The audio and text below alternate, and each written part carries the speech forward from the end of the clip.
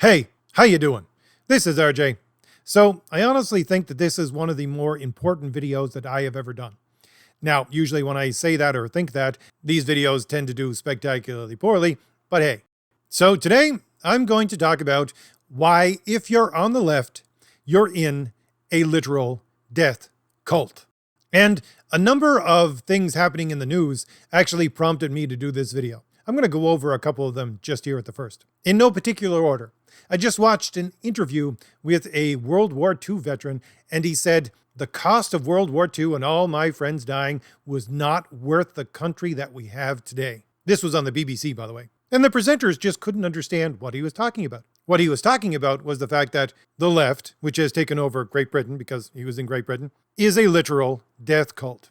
And as he said, your freedoms are less today than they were when he was fighting for them. You had that fellow, what's his name, Mondami, who has now been elected the mayor of New York City. He is a literal socialist communist. People say he's going to ruin the city. His acceptance speech was on the nose, very much some people are going to take the brunt of what's going to change. And people are looking at it going, why? Why in the world would they do this and condemn this city to this ultimate decline? Why? Because he's a socialist communist. And as such, as part of being on the left, he's in a literal death cult. He's actually one of the leaders of a death cult. At the same time, there was another Democrat running for, I think it was Attorney General of his state. And there were literal text messages of him saying that he wanted to kill his Republican opponent. And, oh, by the way, kill his children as well.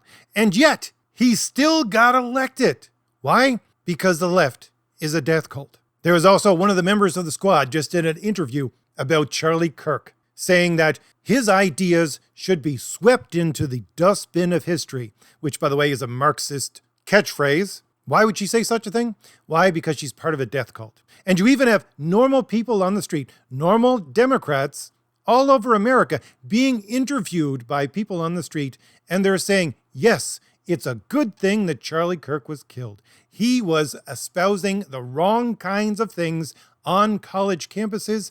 He deserved to die. And, oh, by the way, there was even one girl who said, I do the exact same thing. Would you wish my death as well? And the lady's reply was something like, possibly. Why? Because the left is a death cult. And these are examples that I've seen just in the last week. Now, let's get down to some specifics. I'm saying the left is a death cult. Now, you can say left and right. You can say woke versus based. You can say rational and irrational. It doesn't really matter the terms that you use. There's just a division between these two sides. I'm going to use left and right because I think that's the most accessible idea to most people in their minds. That being said, let's try to define the term just a little bit. You have these people who are trying to define left and right and saying, oh, this is not on the right. Oh, this is not on the left, because they're delving into the semantics of things like where this came from in history. I would say, no, don't specifically look at the terminology according to where it developed in a certain parliament. No, examine it as part of a larger whole. Again, part of a larger whole is the difference between left and right, between woke and based, between irrational and rational. Now, just to let you know, I studied political theory in university at the end of the last century. And when we talked about left and right, we talked about it in this more encompassing way. And we were told that basically, if you're on the right, you want to go with ideas that have been previously proved, wherein if you're on the left, you want to go with unproved ideas. Now let's just take that as the rough outline and go from there for a moment. The basic gist of this divide, no matter what terminology you use for it, is basically one side believes that there is truth, and the other side either believes there is no truth or truth is subjective. Now, of course, this is not all-encompassing, but let's use it as our general outline. Those people on the quote-unquote right believe that there is a truth with a capital T. Those people on the quote-unquote left do not believe in truth or believe any truth is subjective. So I'm going to go on and use an analogy to try to describe this way of operating. And yes, I know, analogical fallacy and all that, it's not the best way to proceed, but I think it's the most, again, accessible way to proceed. I would view people on the right, people who believe in an actual truth, as a ship on the sea. And this ship has sails, and the sails push the ship, but the wind that pushes the sails is the truth. And it is coming from behind them. They're looking backwards. They're reaching backwards. They're building on things which will allow them to move forward. Reason is one of those things which you need to build in order for it to actually exist correctly and to move forward. It is a step-by-step process. That's why reason is on that side. But the left isn't pushed forward by something from behind. It is drawn upward by something in front of them. They are, and this is where the analogy falls a little bit, but they are looking towards the moon and saying, I want to reach upwards to that point. That is drawing me towards it, and I'm going to use my will to try to get to that point. And one of the draws of the left is them saying to the right, you're on a ship on the sea. You're never going to reach the moon that way. Sure, you can navigate fairly well in the little ocean that you're in, but you're never going to leave it. We're reaching for the moon. But here's the thing. Both are being either supported or drawn by an idea. And you have to ask yourself, is that idea actually real? And the problem is that, yes, the right can point backwards to history and say, we have evidence of things that have already happened. We can calculate them, and we can show that our idea has some basis in reality. But the left is looking towards the future, and you cannot say that point in the future is actually real. You can guess, you can hypothesize, you can polemicize all you want, but you cannot, with accuracy, say that point in the future is going to happen. You cannot. So yes, the left is being drawn upwards, pulled upwards by this idea that they have. And sometimes they'll even admit, because they don't believe in truth, that sure, it's a fantasy, but they're going to fixate on it anyways. And again, they sell this idea to people by saying it's better to fixate on this fantasy in the stars than to simply sail around the seas and just not go any farther than that. Now, that was sort of a long analogy, but hopefully it conveyed my point.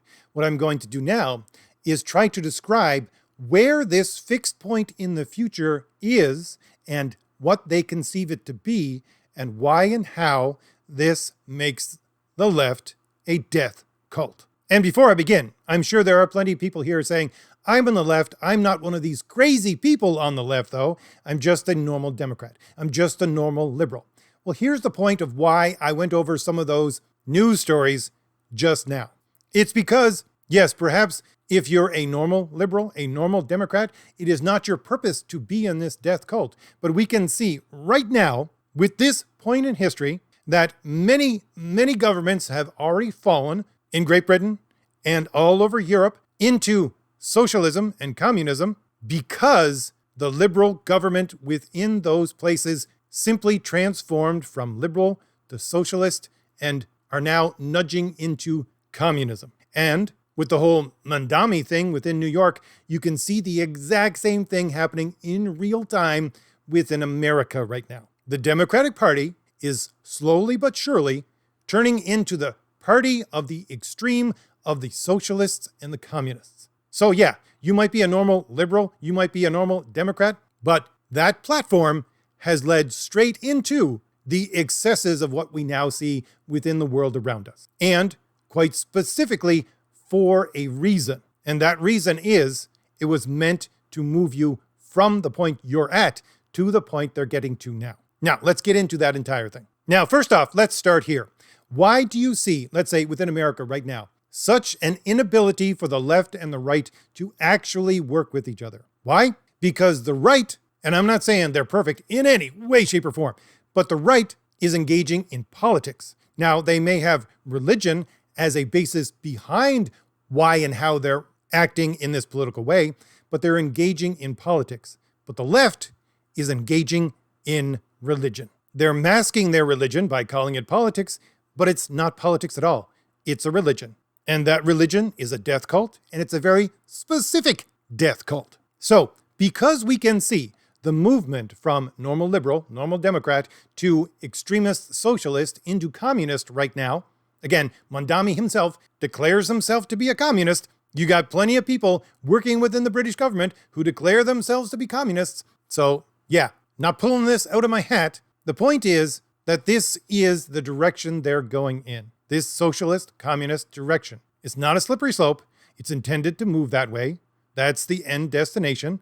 And what is socialism and communism? Well, it's a death cult. It's a form of Gnosticism, which is an ancient heresy. Well, actually, I would say this is much older than the actual Christian heresy. It can go back into Zoroastrianism and Buddhism and everything else, but we'll go with it from that point forward. Gnosticism, a first century Christian heresy, and yes, it has many forms, and I'm going to describe to you one of those forms, which is what socialism and communism is based upon. And yes, I'm going to use broad strokes, so you're going to have to give some liberty because there are so many different forms of Gnosticism. But this is a specific form of Gnosticism called Maniacism or Maniacism. I'm not entirely sure how everybody pronounces it. So the basic religious outline of this death cult is their idea that at one time God existed and then he broke apart. Now let's stop there just for 1 second, because I know that if you are anybody who has any training in theology, you would say to yourself, sorry, but if God is God, he can't actually break apart. Those are contradictory ideas. I'm here to tell you right now, don't try to bring reason and logic into this. It does not work. The entire system I'm about to describe to you is contrary to logic and reason. So again, the idea is God existed at some point, then broke apart. Of those parts, one of the larger coalesced parts, sometimes called the demiurge, which is also sometimes called the devil, created the universe. And in that universe, we exist, and we exist as parts of God. Broken apart, disparate everything else. And what those parts of God, which make up each one of us, try to do is to join themselves back together so that they can become God again. So let's stop there for just a second. I'm probably going to put up some stuff from Wikipedia up in the background. You can stop and read it if you want. But let me connect that ancient heresy, that ancient religion, with the current ideas of socialism and communism, and some of the ideas around us today. Let's just look at some of the terms used throughout Gnosticism and see how familiar they are to you. So first of all, they're very much into the idea of the monad. That is their original concept of God. This leads to, philosophically, the idea of third positionism, or the dialectic, which you get in Hegel, Kant, and then gets subsumed into the ideas of communism, Karl Marx, etc. You have the idea of emanations. The idea of emanations gets translated into materialism. You have the idea of Sophia, and not the old Greek idea of Sophia just being wisdom. No, this idea of Sophia translates into environmentalism in the idea of Mother Earth. Again, you have the demiurge, which can not only be translated as Satan, but also as Yahweh, which, wondering why there is such a hatred of the Jews on the left? There you go. There's also the idea of the archon, which can be translated into the supreme leader, etc., etc. You want to go over these terms within the Wikipedia page? Go ahead. See how familiar they are to you. And oh, by the way, here are just a couple of influential thinkers over the last couple of hundred years that have influenced the ideas around us. One great supporter of Gnosticism was Arthur Schopenhauer, who was the teacher of Nietzsche, who was the person that 1930s militaristic Germans almost worshipped. And oh, by the way, Carl Jung greatly supported Gnosticism. He is one of the pillars of psychology. All right, so let's move back into the description of this religion. So again, you have these broken parts of God, which are all of us, humanity, trying to fuse themselves back together in this end point of becoming God again. How do they do that? Well, some of them can do it more than others. Those ones who are enlightened, the archons, the supreme leaders, they have special knowledge. This is where the term Gnosticism comes from. It's special knowledge. So those supreme leaders with the special knowledge will lead others underneath them to this special knowledge. And by the way, if you're wondering why the leaders throughout history and the ones we have today don't have to actually follow their own rules, it's because they have special knowledge. And I don't care what leader you're talking about. And I know I'm going to get flack for clumping these people together, but this can be Stalin, Hitler, Mussolini, Tito, Castro, Mondami, Nancy Pelosi, Gavin Newsom. You see, these people think of themselves as the special leader. The special leader sets the rules. They don't have to follow them. Why? Because they have special knowledge. Special knowledge that they will pass down to you, the peon, so that you can follow and become more and more enlightened. They're not rules for the sake of following rules. They're rules for the sake of enlightening you. They're already enlightened, therefore they don't have to follow the rules. But let's move on to the process whereby this enlightenment takes place and this progress of progressivism can actually happen. Well, it happens through the process of dialectic. Now, I've mentioned this many times on my channel before, but perhaps I wasn't clear enough on what I was speaking of. Some people might say to themselves, oh, dialectic, that makes sense. That has some reason behind it. Because you're probably thinking to yourself, you have two ideas. Those two ideas join together and make a better third idea. That makes some sense. But that's not exactly what these people are talking about when they talk about dialectic. They're talking about two ideas that are the complete opposite of each other. They're not talking about two similar ideas that join together to make a third, better, similar idea. They're talking about the combination of two completely different ideas, a positive and a negative joined together to make a third. And as described in books like The Dialectic of Enlightenment, which I talked about many a times, they talk about how when those two things join together to become that third, those two things that originated that third position cease to exist because you progress.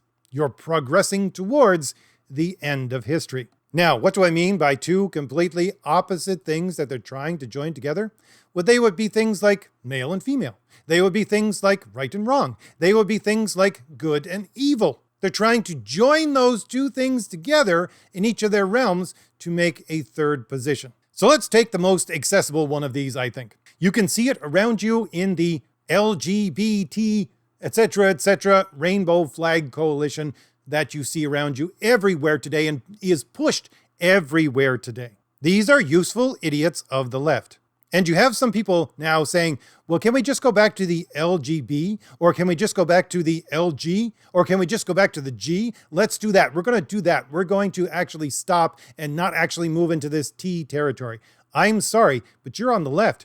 There is no way you're actually going to be able to do that. Why? Because they've already progressed the point where they need you. So they're trying to build this third position between male and female. It used to be that the L and the G were actually useful to them to do that because you had males, which were becoming more feminine, and females, which were becoming more masculine. And yes, that's the movement towards that third position. And then you had the B, which is normal people can be one or the other. Again, movement towards this third position. But when they got to the T and they started pushing that, they're saying, okay, now we've moved past all those things in the prior sections. Now this is really where we're starting to actually get traction. To join the male and the female together as one. As one what? Well, they would see, let's say, the future being populated by, well, something like hermaphrodites, possibly, but I would probably say something more like eunuchs. But you might say, RJ, that makes no sense. If there were eunuchs, then no one could have children ever again, and the entire human race would cease to exist. And I would say, yeah, it's a death cult. So let's move on to why in the world they would use this dialectic to take these two opposing things, try to join them together, which again is not rational or logical in any way, join them together to make a third position. Why? Because it is joining all of these disparate parts of God together so that there are less and less of these parts by themselves. And the more and more they join together, the more and more they can get to that end of history wherein all of these things are joined together in this utopia. Now, I've talked about this before. The end point of this communist socialist idea is utopia. But here's the thing.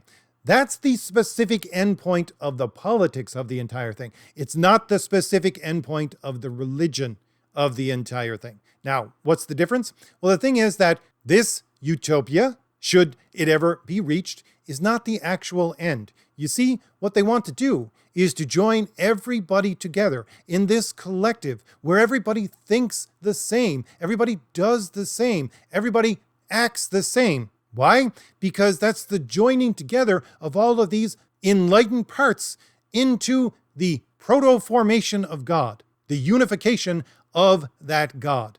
But the point is, in order to get to that unification, the entire human race has to cease to exist. That is to say, when you move from the collective acting as one to join together finally within this utopia in the ultimate form, that ultimate form being God, humanity ceases to exist entirely. It is the death of all of humanity, hence a death cult. This is a religion. Very specifically, socialism and communism was based upon Gnosticism and Manichaeism. You can go through the specific strains of ideas and where they come from, which is beyond the purview of this short video, but that's where it comes from. And the end point is the eradication of all of humanity. It is a religion, specifically a cult, and it is a death cult. And oh, by the way, what specifically makes it a cult? Well, it is the specific use of language that makes it a cult. You see, within, let's go back to the right, when you're trying to describe the truth, you're trying to have more and more clarity with your language. But on the left, clarity of language is not what you're actually trying to get to. And you can see this if you go through the writings of Karl Marx, Adolf Hitler, Gramsci, with his "let's make the state God." Gee, that's not telling, is it? All of them, they use specific language to hide what they're doing because they see themselves as enlightened and trying to draw you ignorant people into enlightenment. So they specifically target people who are hurting and then teach them this new language, this new way of seeing reality, force this new language upon them. This is how you have special knowledge, they tell them, and if you follow this special knowledge, your pain will cease to exist. And once you have that special knowledge and follow the rules of this new language, and oh, by the way, if you fall out of line anyway, there'll be a struggle session from on high, whether it's from the supreme leader or the collective, which is what you see in cancellation today. Somebody's going to be canceled because they said the wrong thing. Therefore, whip them back into line because they have to go back to the special knowledge use of language. And oh, by the way, if you have understanding of this language, which is being used on the left, and you don't believe, well, you're still cast out. Why? Because you don't really understand the language, because if you don't believe, you don't have the special knowledge. So all of these earmarks are earmarks of a cult.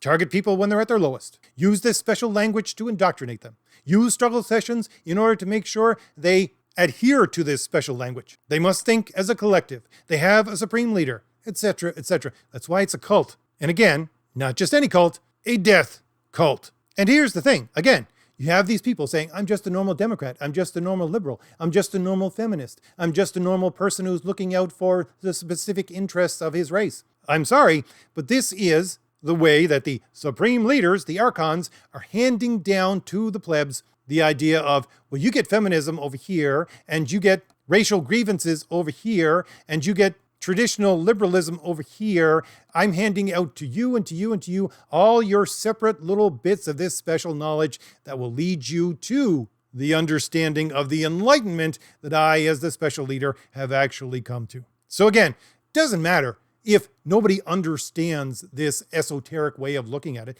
Doesn't matter at all. This is the basis of the system. It is to keep you in ignorance of understanding it, because you just allowed this special part of this special knowledge. All you got to do for the supreme leader, for these people who set the rules, is move in that direction. Move things in that direction. Progress in that direction. Hence, progressivism. Now, here's the most important point of this entire thing. If you look throughout history and examine socialism and communism and see piles and piles of bodies strewn everywhere, wherever it is tried, that is not a bug within the system of socialism, communism. It is a feature. If the end point is the joining together of all of the collective to become God, and that collective needs to have one mind of this special knowledge, and in order to get to that special knowledge, you have to have followers who blindly follow, pursuing after this thing in the future, this special knowledge that they're moving towards, to kill their pain, by the way. If that is the process, and you have at the same time some people around you who are gumming up the works, who don't actually have any concept of this special knowledge, and who might actually be working against it, well, if the end point is the culling of all human beings to begin with, well, getting rid of some of them now doesn't really matter. especially if you're getting rid of some of them that are hindering the process of you getting to this enlightened utopia place where you can eventually become God. That actually makes sense. Oh, these people are in the way. Get rid of them. So if you're wondering why the left is so gung-ho on allowing every last woman access to the ability to end the life of their child, it's because it's a death cult. If you wonder why they're so gung-ho on ensuring that people can end their own lives in a very simplistic way, aided by the government, it's because they're a death cult. If you wonder why they're so gung-ho on neutering children so that they can no longer reproduce, it's because they're a death cult. If you wonder why they support environmentalism to the extreme, sometimes to the extreme of the death of people and maybe even the erasure of the human race from the planet, it's because they're a death cult. If you wonder why they have no problem electing a mayor who's going to run the entire city into the ground and destroy much of what has been built with suffering and possibly death coming in its wake, it's because they're a death cult. That's why they don't care if they elect someone who calls for the death of their rivals and his children. It's because they're a death cult. If you wonder why these normal Democrats are on the street saying that Charlie Kirk did horrible things on college campuses by actually trying to get people to think in a rational and logical way, it's because reason and logic are opposed to their cultish ends, and therefore he had to be eliminated. It's because they're a death cult. And if you wonder why they will not listen to anything and anybody who has a contrary opinion, it's because that means you don't have special knowledge, so they can ignore you because you're part of the problem and you're part of humanity who is marked to be culled. All right, I'm just going to leave it there. Bye.